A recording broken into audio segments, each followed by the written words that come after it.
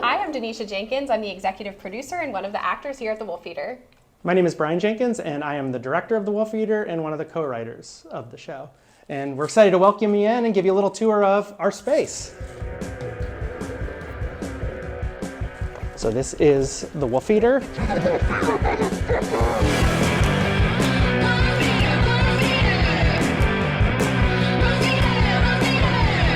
So the Wulfeater, the show, is an interactive musical theater experience that me, Denisha, and then our co-writer Julia Roskopf have written and produced together. And the story is about a club that exists in a place called Cleveland. Cleveland is neither in the past, present, or future. That's totally up to the audience's interpretation.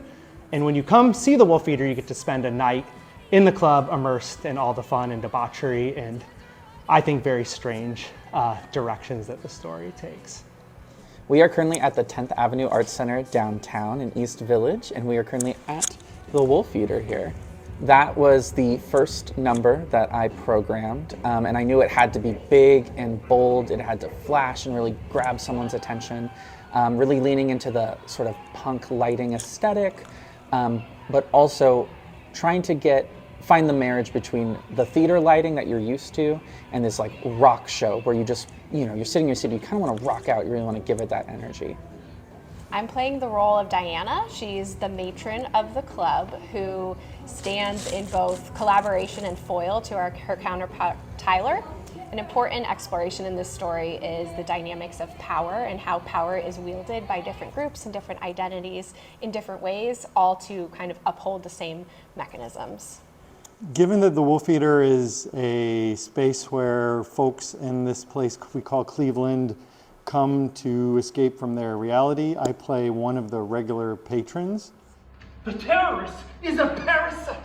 He's a Nazi who won't die. And we will kill every last one of them. Just like our fathers, just like their fathers, and just like our fathers before them. Coming to the Wulfeater for my character is a regular thing. My character tends to resort to a lot of more like violent outbursts and physicality in a way to deal with some psychological issues at home, and so that kind of dichotomy of the pull in either direction of trying to deal with some very serious issues, but at the same time have this escape to try to kind of process and go through that is kind of the core of him. Well, we love to see some new faces. You, right here. What is your name?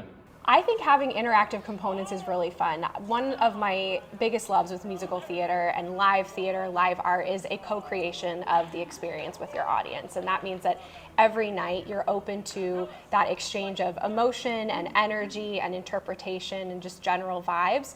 So I think being purposeful in the interactive nature is actually quite helpful because sometimes audiences like to get interactive whether you're ready for it or not. Our show starts while people are still standing in line, and so as a character who plays a regular patron of the Wulfeater along with many others, we will be in line with the patrons and waiting to get into our favorite escape place of Cleveland.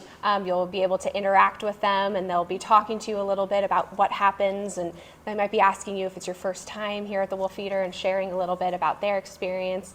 You'll come in, you'll be able to order your drinks here at the bar in the actual Wulfeater and interact with more of the cast that way.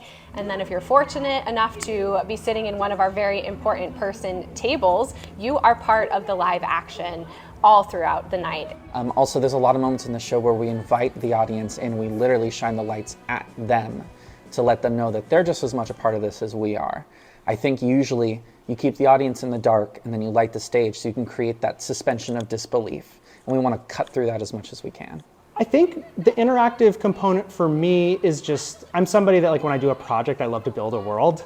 And so there's all kinds of Easter eggs in this show. If you look really closely at the set around us, there's all kinds of hidden little nuggets. On our dressing room walls, there's philosophy that has inspired us. And so for me, the interactive component is another way of just kind of building this world and giving people an escape.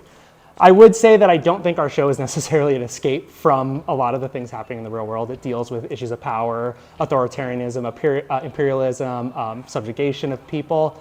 But the idea of doing the interactive story allows for us to like invite people in and give them sort of a 2-hour escape to just totally immerse themselves in the story and the space. And I think it probably comes from almost like a selfish place of me really wanting something like this, the opportunity to not only see a show, not only hear music, but to feel totally immersed in the space and in the story. This show is huge. There are so many songs and so many cool moments that I want to highlight. I want to make sure that everything really stands out. This show also has so much thought and love put into it from a philosophy side that we sat down and talked a lot about how the lights can reflect those moments really accurately. We really want the Wulfeater to feel alive. When someone does something, when they move a certain way, we want the lights to respond because it feels like the space itself is alive with them. We've started talking about this story throughout my time when I was getting my PhD. I have my PhD in nursing, and I studied biopolitics and power dynamics amongst institutions and how various groups of people engage in exploitation. Simultaneously, Brian was getting his master's degree in women and gender studies. So we really talked a lot about subjugation of people, power, and how that's wielded in different spaces in different times. And also the performance of gender is a huge piece in this story.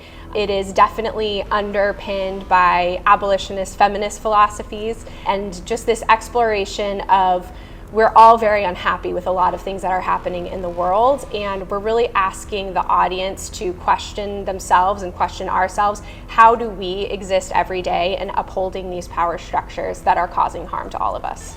The idea of kind of gender and power and control, especially read through Victor's maybe more traditional masculinity and the way that he chooses to deal with his own psychological issues, tend to veer toward the more physical, the more maybe violent outbursts, but then also are kind of read through a love for athletics and sports. In fact, I can show you that here's my trophy that my character has won, and this is a photo of Victor winning the sports ball trophy. We're all very enthusiastic about our sports ball. One of the philosophers who has been a big influence this is Sarah Ahmed, and she writes a lot about comfort. And one of the things that really, we were really drawn to her work was her discussion how comfort often comes at the expense of other people. And so I think you could think about that in our community, whether it's policing or border patrol. Some people are made to feel more safe that the more police there are and the more police there are protecting their properties and their homes. That always comes at the expense at different groups of people in your community who face higher rates of incarceration and surveillance. And so that's a question we really want this play to ask. We've been pretty explicit in trying to position this play as not necessarily anti-Trump, but for asking people to think a little bit deeper than that. And one thing we've talked a lot about is how this play is coming on the heels of the No Kings protests, where I think oftentimes people in America tend to see themselves as powerless figures and that there's a group of ruling class people who are making all the decisions, and we kind of have to put our hands up in the air and we can't do anything about it. This play asks people to think about the ways in which they maybe actively participate in that oppression every day because it affords them privilege or something to gain in that. So that is very much like the focus of this play, is to get people. We know that probably most people coming into this space are probably going to agree with us that we don't love most of Donald Trump's policies. And so I'm excited and I'm hopeful that we can get those people to maybe take it a step further and say, beyond Donald Trump, what have I witnessed in my entire lifetime that has been kind of the same despite which president's here, and what does that mean for me, and how have I actively, or sometimes not knowingly, worked to uphold that? So I have been doing theater a very long time, and this is the very first time I've ever done a show that was brand new, that was still being tweaked and was still growing in small ways, even when we started the rehearsal process. And so that in the abstract was very attractive, to get to do a new work, to have a character that I would be the first person to ever play, to have a song in the show where that was kind of created for my character and with that in mind. So that's very exciting. And then the creative team I've worked with in other shows before in various capacities, and feel like we have a very good friendly relationship and working creative relationship. And so that was also exciting to do something this new and this different and this important for right now with people who I trust and I value their creative output and who I consider friends. So it's kind of just this whole big package that's been a really, really great experience.